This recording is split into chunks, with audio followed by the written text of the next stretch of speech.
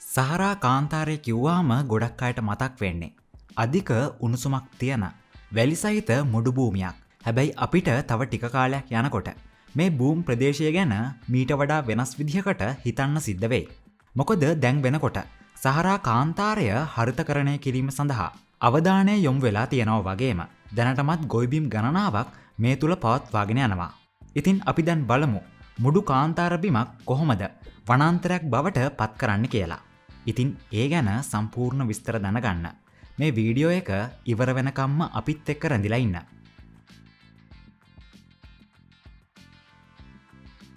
අද වෙනකොට සහරා කාන්තාරය උතුරු සහ මධ්‍යම අප්‍රිකාවේ බොහෝ ප්‍රදේශ හරහා පැතිර ඇති අතර එහි සමස්ත භූම් ප්‍රමාණය වර්ග සැතපුම් මිලියන 3.6ක් වෙනවා. ඒ වගේම රටවල් 11කට මේ කාන්තාරය අයිති වෙනවා. මීට අමතරව පෘථුවියේ මුළු භූම් ප්‍රමාණයෙන් 8%ක්ම අයිති වෙන්නේ සහරා කාන්තාරයට. ඒ අනුව මේක ඇන්ටාර්ක්ටිකාව සහ ආර්ක්ටික් ප්‍රදේශයට පසුව ලෝකයේ තුන්වන විශාලම කාන්තාරය වන අතර පෘථුවියේ උණුසුම්ම කාන්තාරය බවටත් පත්වෙනවා. මේ අතිවිශාල භූම් ප්‍රදේශය නැගෙනහිරින් රතු මුහුද, උතුරින් මධ්‍යධරණි මුහුද සහ බටහිරින් ඇට්ලන්ටික් සාගරය සහ දකුණින් සහේල් ප්‍රදේශය දක්වාත් විහිදෙනවා. හරි, දැන් ඔයාට තේරුම් ගන්න පුළුවන් වෙන්න ඇති මේකේ විශාලත්වය කොච්චරක්ද කියලා. හැබැයි මේ භූම් ප්‍රමාණය කොයිතරම් විශාල වුණත් මේ තුල ජීවත් වෙන්නේ මිලියන 2.5ක ජනතාවක් විතරයි. සාමාන්‍යයෙන් ඒ අගය වර්ග සතපුමකට එක පුද්ගලයෙක්ටත් වඩා අඩුයි.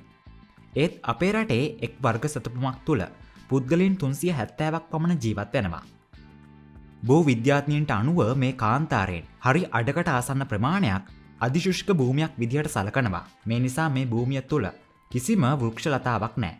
ඉතින් මේ තත්වය කොයිතරම් කුරුරුයිද කිව්වොත් මේ කොටසේ අවම සාමාන්‍ය උෂ්ණත්වය සෙල්සියස් අංශක 30ක් වන අතර එය උපරිම සෙල්සියස් අංශක 50ක් දක්වා ඉහළ යන අවස්ථාවක් තියෙනවා.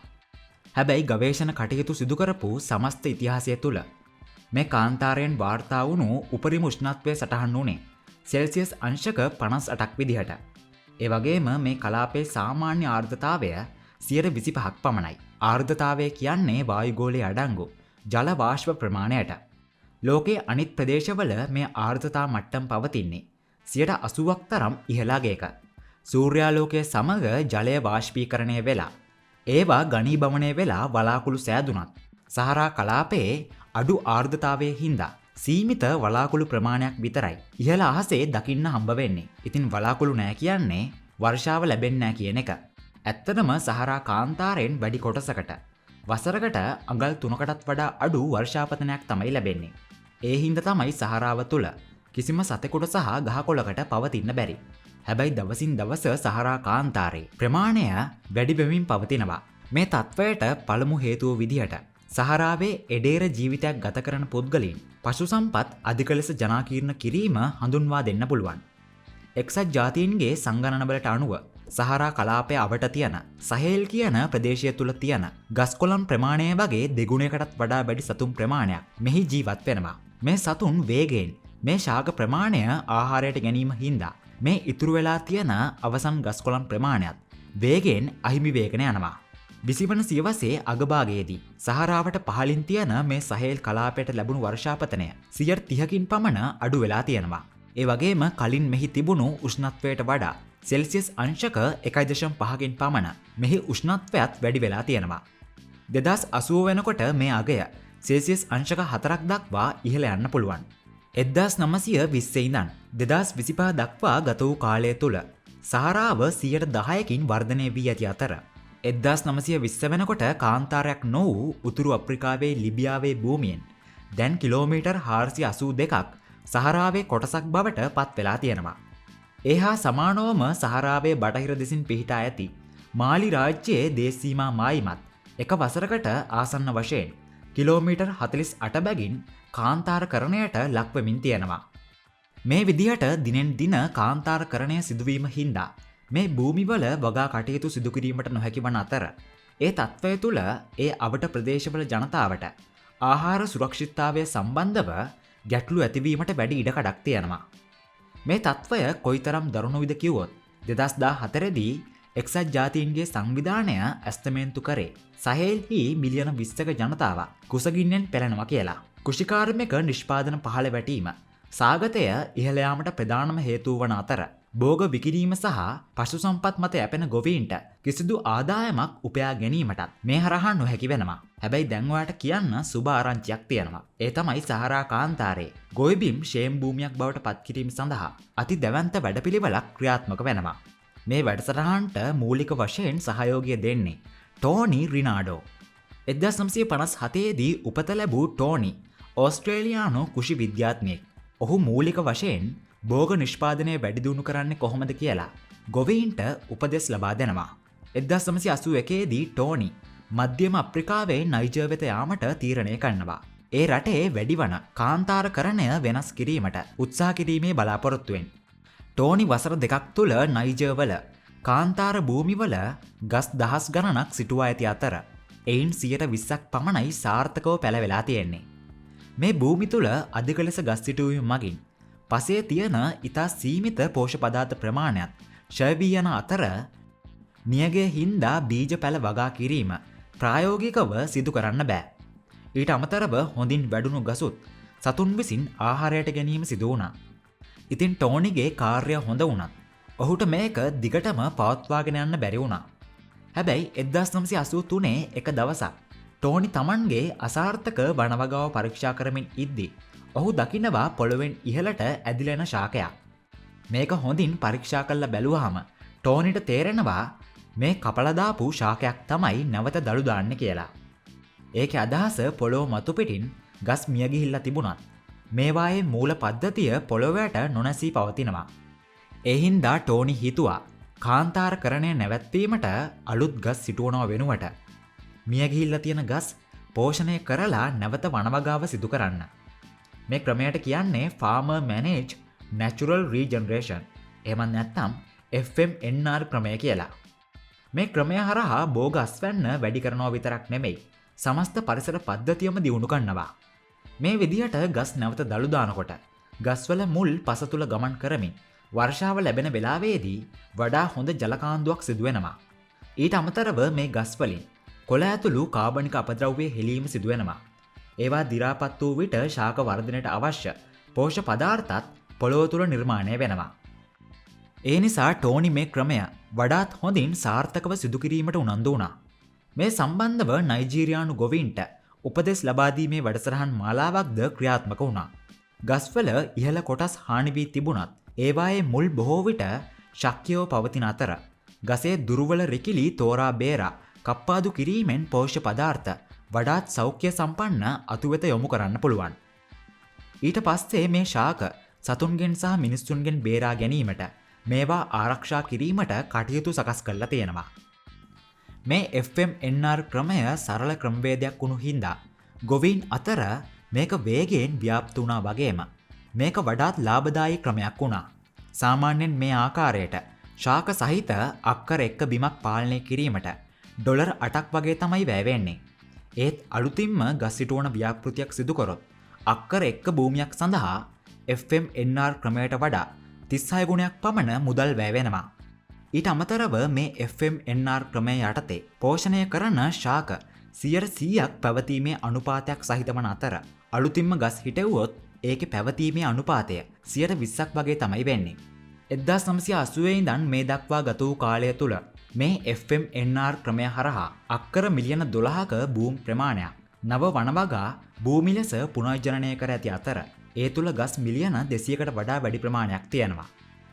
මේකේ ප්‍රතිඵලයක් වශයෙන් නයිජීරියානු ගොවීන් දැන් වසරකට භෝග ටොන් ලක්ෂ 5ක් පමණ නිෂ්පාදනය කරන අතර එය මිලියන 2.5ක පමණ ජනතාවක් පෝෂණය කරන්න ප්‍රමාණවත්.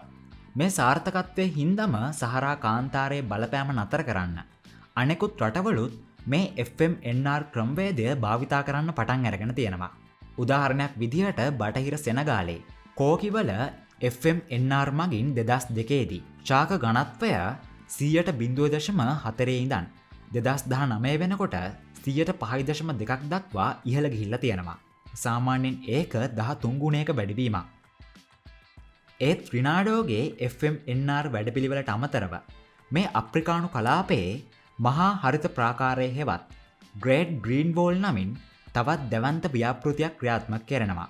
2007දී අප්‍රිකානු සංගමය විසින් යුරෝපීය සංගමය ලෝක බැංකුව සහ එක්සත් ජාතීන්ගේ සහයෝගය ඇතුව තමයි මේ ව්‍යාපෘතිය ක්‍රියාත්මක කරේ. මේ වැඩසටහනේ අරමුණ වුණේ 2030 වෙනකොට බටහිර සෙනගාලේ ඉඳන් නැගෙනහිර ජිබූටි දක්වා විහිදෙන කිලෝමීටර් 16ක් පළල කිලෝමීටර් 7000ක් දිග වනාන්තර කලාපයක් නිර්මාණය කරන එක. මේ වනාන්තර කලාපය මගින් අප්‍රිකාවේ දකුණු දිග කලාපයට කාන්තාරකරණය පැතිරීම බලක්වනවා. මේ ව්‍යාපෘතියේ ඉලක්කය වුණේ 2030 වෙනකොට අක්කර මිලියන 250ක භූමියක් තුල වන වගාවන් සිදු කරන එක.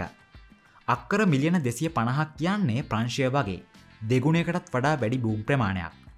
හැබැයි මේ ව්‍යාපෘතිය සාර්ථකව සිදුවෙන බවක් පේන්නේ නැහැ.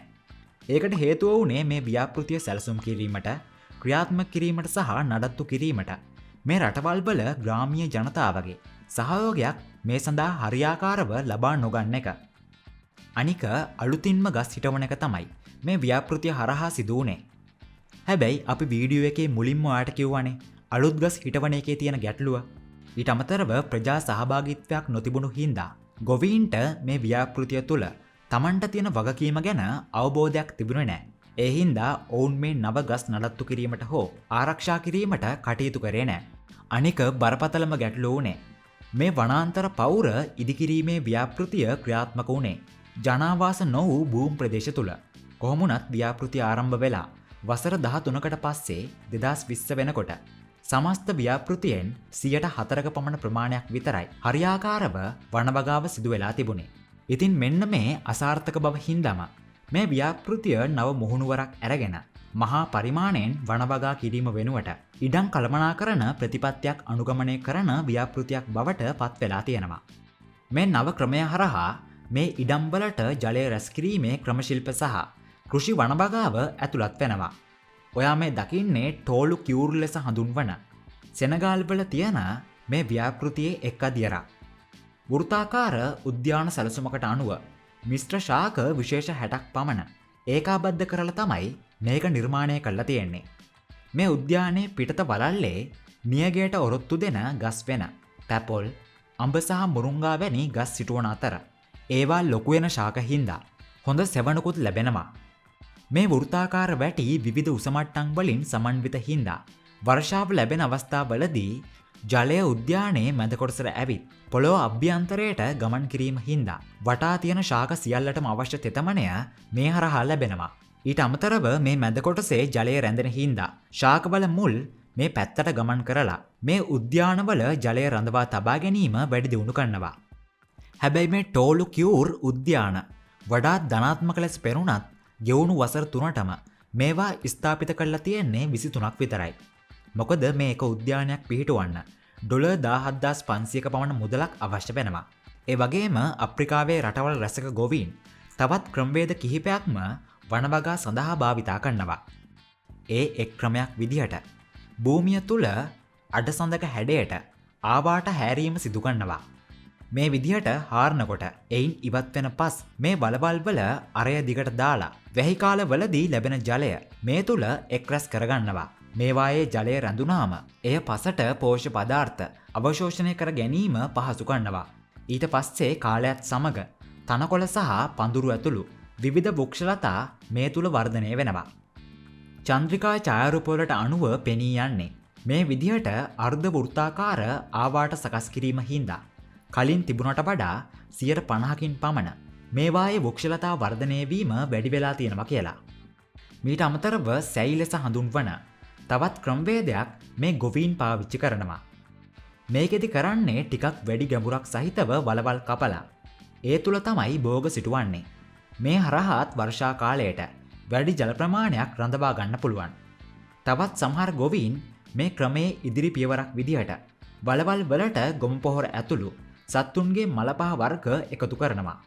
මේ ක්‍රමය හරහා පසේ සාරවත් බව වැඩි දියුණු වෙනවා විතරක් නෙමෙයි. කාලයත් එක්ක මේවා තුල වේයන් ඇති වුණාම මේ ජීවීන් පොළොව තුල උමන් හාරමින් පහළට ගමන් කරනවා. ඒ ක්‍රියාවලිය හින්දා ශාකවල මූල පද්ධතියට පහසුවෙන් පොළොව අභ්‍යන්තරයට ගමන් කරන්න පුළුවන් වෙනවා වගේම පස තුලට ජලය කාන්දු වීමත් වැඩි වෙනවා.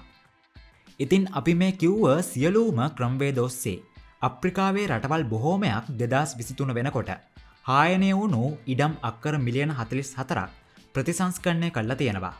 සාමාන්‍යයෙන් ඒ අගය ග්‍රේට් ග්‍රීන් වෝල් හි 2030 ඉලක්කයෙන් 18%ක් පමණ වෙනවා. මේ ග්‍රීන් වෝල් ව්‍යාපෘතියේ සාර්ථකත්වය කොයි වගේ වෙයිද? ඉදිරියට මේක පවත්වාගෙන යන්නේ කොහොමද? 2030 වෙනකොට මේ ව්‍යාපෘතිය නිම කිරීමේ මූලික ඉලක්කය සපුරා ගැනීම සඳහා අවම වශයෙන් ඩොලර් බිලියන 33ක අරමුදල් අවශ්‍ය වෙනවා. හැබැයි ඉතින් මන්දගාමීව තමයි මේ සඳහා අවශ්‍ය මුදල් ප්‍රතිපාදන ලැබෙන්නේ. ඉතින් අපි මේ කිව්ව විවිධ ක්‍රමවේද ඔස්සේ අප්‍රිකා මහද්වීපයේ දකුණු ප්‍රදේශයේ කාන්තාරකරණය ඇතිවීම නතර කරත් අප්‍රිකාවේ උතුරු ප්‍රදේශවල පිහිටා තිබෙන රටවලුත් මේ තත්ත්වය මගහැරීම සඳහා විවිධ උපක්‍රම භාවිතා කරනවා. දකුණු ඊජිප්තුවේ දක්නට ලැබෙන ශාක් එල් ඔවයිනාට් කියන්නේ අන්න ඒ වගේ ව්‍යාපෘතියක්. අඩි 2600කට වඩා පළල මේ බෝග කව දහස් ගණනක් අක්කර 1,10,000කට වඩා භූමි ප්‍රදේශයක් තුල පැතිරිලා තියෙනවා. මේ කවවල බඩේරිඟු, තිරිඟු ඇතුළු භෝග වර්ග වගා කරන අතර ඒවා පිහිටා තිබෙන කලාපයට ඉතාමත් අඩු වර්ෂාපතනයක් තමයි වාර්ෂිකව ලැබෙන්නේ. මේවාට අවශ්‍ය ජලය භූගතව ලබා ගන්නා අතර මේ භෝග කව්වලට යටින් තමයි ලෝ විශාලම පොසිල ජලදර පද්ධතිය වෙන නෝබියන් ජලදර පද්ධතිය පිහිටා තිබෙන්නේ. මේ භූගත ජලදරය තුල ඝන කිලෝමීටර් 1,50,000ක පමණ ජලය අඩංගු වෙනවා. වාර්තා වෙන විදිහට මේ භෝග කවයන් වසරකට ධාන්‍ය ටොන් 1,45,000ක්, ඉරිඟු ටොන් 35,000ක් සහ අර්තාපල් ටොන් 85,000ක් නිෂ්පාදනය කරනවා. මේ භෝග කවවලට අමතරව මේ කලාපේ අක්කර 6,000ක පමණ පළතුරු වැවීමත් සිදු කරගෙන යනවා. හැබැයි මේක අති සාර්ථක ව්‍යාපෘතියක් ලෙස පෙනුණත් එය එතරම් තිරසාර නොවන බවටත් සැකයක් තියෙනවා. පර්යේෂකයින් ඇස්තමෙන්තුගත කරලා තියෙන්නේ මෙහි අති විශාල ධාරිතාවයක් පේන්න තිබුණත් නෝබියන් ජලදර පද්ධතිය ඉක්මනින් සිඳියා හැකි බවයි. මේ විදිහට අධික ලෙස ජලය පරිභෝජනය කිරීම හින්දා ඉදිරි වසර 350 තුළ මේ ජලදරය සම්පූර්ණයෙන්ම සිඳී යාමට නියමිතයි. හැබැයි ඒකෙන් ඔයාටවත් මටවත් දැනට මේ ලෝකේ ඉන්න කිසිම පුද්ගලයෙක්ටවත් කිසිම ප්‍රශ්නයක් වෙන්නේ නැහැ. ඒත් මේ ශාක් එල්වනයිට් භෝග කවවලට කිලෝමීටර් 800ක් දුරින් ඊජිප්තුවේ අගනගරයේ සමීපයේ වනාන්තර කලාපයක් තියෙනවා. සාමාන්‍යයෙන් ඊජිප්තුවේ ගහක් දකින්න හම්බ වෙන එක ඉතාමත් දුර්ලභ දෙයක්. මොකද රටේ මුළු භූමි ප්‍රමාණයෙන් 96%ක්ම කාන්තාරයෙන් තමයි වැහිලා තියෙන්නේ. මෙය 90 දශකයේ ඊජිප්තු රජය විසින් දියත් කරන ලද ව්‍යාපෘතියක් වන අතර සෙරපියන් වනාන්තරයේ විදිහට තමයි මේක හඳුන්වන්නේ. අක්කර 500ක භූමි ප්‍රමාණයක් තුල පැතිර ඇති මේ වනාන්තර කලාපය තුල තේක්ක, යුකැලිප්ටස් සහ මහෝගනී වගේ ශාක ඇතුළු තවත් ශාක විශාල ප්‍රමාණයක් වවලා තියෙනවා. හැබැයි හොඳම දේ තමයි මේ ගස්වල තියෙන අධික වර්ධනය. වසර 20ක කාලයක් තුල මේ ගස්වල කඳන් අඩි 3කට වඩා පළලට වැඩිලා තියෙනවා. කෘෂිකර්ම පර්යේෂක ෆොසාම් හමාට් අනුව මේ ආකාරයට සාමාන්‍යයෙන් ගසක් වර්ධනය වෙන්න අවුරුදු 100ක් පමණ යනවා. ඉතින් මේකේ රහස මොකද්ද? පළවෙනි හේතුව තමයි අධික හිරු එළිය. අනිත් කලාපවලට වඩා දෙගුණයක් පමණ තීව්‍ර සූර්යාලෝකයක් මේ කලාපයට ලැබෙන හින්දා ප්‍රභා සංශ්ලේෂණය සඳහා ඕනෑතරම් ශක්තිය ලබා දෙනවා. ඊටත් වඩා වැදගත්ම දේ තමයි මේ ගස්වලට ලබා දෙන ජලය. අපි කලින් කිව්ව භෝග කව නෝබියන් ජලදරය භාවිතා කරත් මේ වනාන්තරයට අවශ්‍ය ජලය ලැබෙන්නේ ඊජිප්තුවේ අගනගරය වෙන කයිරෝ වලින්. ඒ නගරයෙන් ඉවත් කරන පිරිපහදු කළ වාරි අපජලය ඒවා නයිට්‍රජන් සහ පොස්පරස් වැනි පෝෂ්‍ය පදාර්ථ වලින් පොහොසත් වන අතර එමගින් ශාකවලට ස්වභාවික පොහොර ප්‍රභවයක් සපයනවා. මේ අපජලය දෙවන්ත නල පද්ධතියක් ඔස්සේ වනාන්තරයට රැගෙන යන අතර එහි අඩංගු බැක්ටීරියා සහ ශුද්ධ ජීවීන් ඉවත් කිරීමට මේ පද්ධතියට ඔක්සිජන් ලබා දීම සිදු කරනවා. ඊට පස්සේ කුඩා නල පද්ධතියක් භාවිතා කරලා මේවා සමස්ත වනාන්තරේ පුරාම බෙදා හරිනවා. සාමාන්‍යයෙන් සෑම වසරකම මේ විදිහට කාන්තාර අක්කර මිලියන 1.6ක් පමණ වගා කිරීමට තරම් ප්‍රමාණවත් අපජලය ප්‍රමාණයක් ඊජිප්තුවේ සමස්ත ජනගහනය විසින් මුදා හරිනවා. ඉතින් ඔයා දැනන් හිටියද මිනිස්සුන්ගේ මලපහ වලින් කාන්තාරකරණය නවත්වන්න පුළුවන් කියලා. තවත් බොහෝ කාලයක් මේ සමස්ත සහරාවම ඝන වනාන්තරයක් බවට පත් කරන්න ගත වෙනවා. ඒ වගේම ඒ වෙනුවෙන් තවත් දැවැන්ත වැඩපිළිවෙලක් අවශ්‍ය වෙනවා. ටෝනි රිනාඩෝගේ FMNR ග්‍රේට් ග්‍රීන් වෝල් සහ ඊජිප්තුවේ මිනිස් මලපහවලින් ක්‍රියාත්මක වෙන මේ වනාන්තර ගැන ඔයා මොකද හිතන්නේ?